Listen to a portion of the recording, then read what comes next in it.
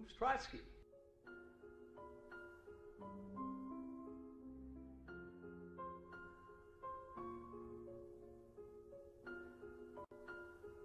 Well, when Lenin seized control of Russia in 1917, he had a partner. His name was Trotsky. And Trotsky is just as much a criminal as Lenin ever was. Lenin died in 1924, and then Trotsky and Stalin were teammates.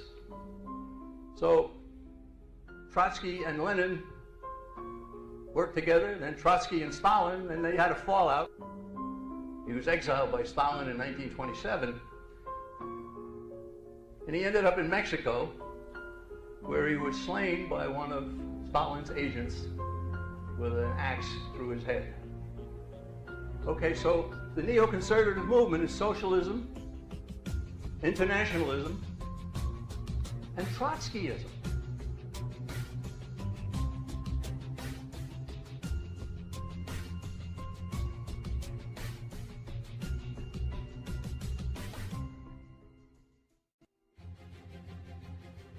What is a neoconservative? Well, here's a man who has happily accepted the title of godfather of neoconservatism, Irving Kristol. He accepted the New Deal of Franklin Roosevelt, and that's socialism. Massive government creation of government departments, bureaus, agencies, and it deepened the Depression in the 1930s. How and why did neoconservatism get started? They said with the nomination of George McGovern signified that the Democratic Party was not hospitable to any degree of neoconservatism. In 1972, only a few of us drew the obvious conclusion that we would have to try to find a home in the Republican Party. But with every passing year, our numbers grew. I regard myself lucky to have been a young Trotskyite, and I have not one single bitter memory. So the neoconservative movement is socialism, internationalism, and Trotskyism.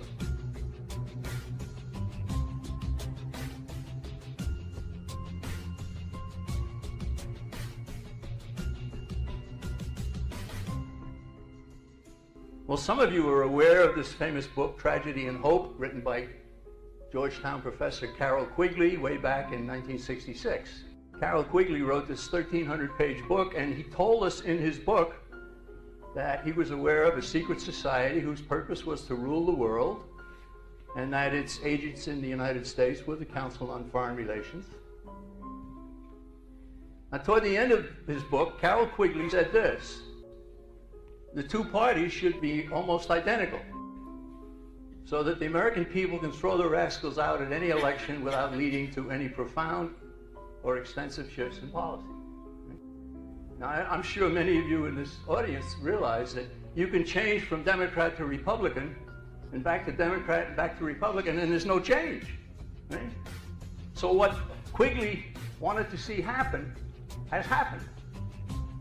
And the ones who were able to do that to the Republican Party were the neoconservatives. World government.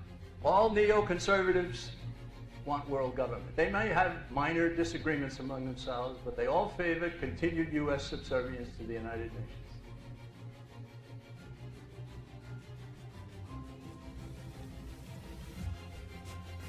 Tonight I want to talk to you about neoconservatism and their rise to power and virtual takeover of U.S. foreign policy. Most Jews were communists in the 1930s. Most Jews lived in New York City at that time.